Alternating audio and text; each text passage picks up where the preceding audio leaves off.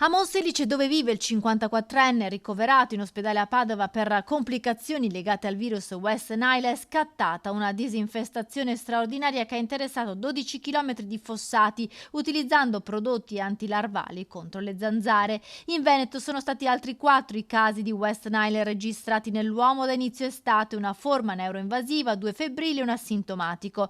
La circolazione del virus tra le zanzare è moderata, spiegano gli esperti del laboratorio di entomologia sanitaria dell'Istituto Zooprofilattico di Legnaro, diretto dal dottor Fabrizio Montarsi.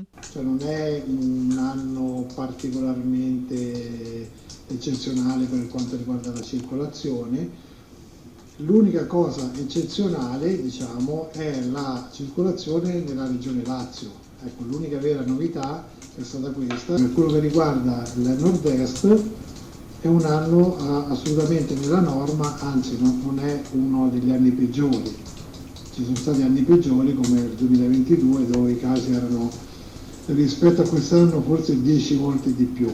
Circa 80.000 le zanzare catturate e analizzate finora dall'Istituto Zooprofilattico grazie a 86 trappole presenti tra Veneto e Friuli Venezia Giulia. La positività al virus è stata trovata in 15 campionamenti e rappresenta l'1%. Le province sono quelle di Padova nella zona della Bassa, a Rovigo nel Veneziano e nel Trevigiano. Restano fuori al momento Vicenza e Belluno, zona di montagna non interessata dalla presenza della zanzara comune. Abbiamo una rete di trappole per la cattura delle zanzare.